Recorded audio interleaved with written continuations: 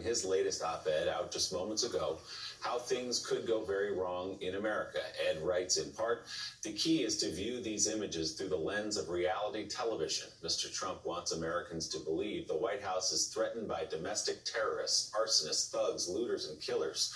Words he has used frequently in the past few days. U.S. stability is under threat, he claims. The president's life and those of decent, law-abiding Americans are threatened by the extremists on the streets. That is the gist of Mr. Trump's message. But it requires a visual backdrop, hence the hyped-up situation in Washington. A more sober assessment is that Mr. Trump's poll numbers are dropping.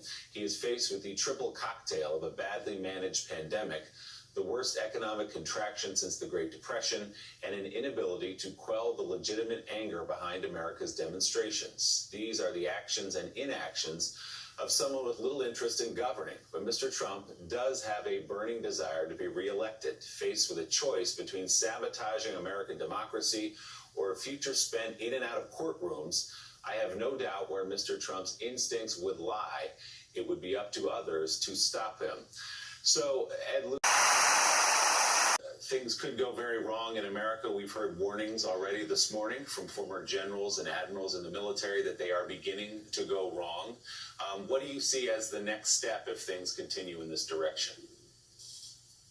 Well, I mean, those warnings from Mattis and the memo from Milley, the Joint Chiefs of Staff, Mike Esper pushing back yesterday on Trump invoking the Insurrection Act, all these are very, very good signs that the Pentagon is fully aware of what the president is capable of doing and are pushing back and sort of laying down markers. So that's the good news.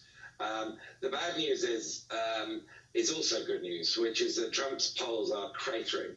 But that's the source, really, of the danger, which is that he sees, unlike any other president in American history, he sees this as a choice between him being reelected or him being dragged through the courts and possibly ending up in jail with the dismantlement of the Trump Organization. I agree. I think his base, for some of his base, this is red meat, and he's going to have 38% of Americans come what may. But if you look at the poll numbers in not just regionally in places like Texas and Florida and Arizona, you know, where he's continuing to fall and where he's now neck and neck, where Biden is now neck and neck with him, but also within the Republican Party, large minorities of Republicans strongly support these protests and support the continuing lockdown.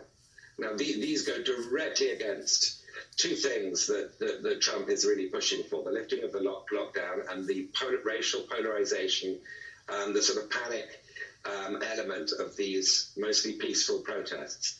So if you're losing a significant chunk of Republicans, and particularly older ones, people over 65, then I think, you know, I've lived in many democracies, including America, but I've lived in many democracies.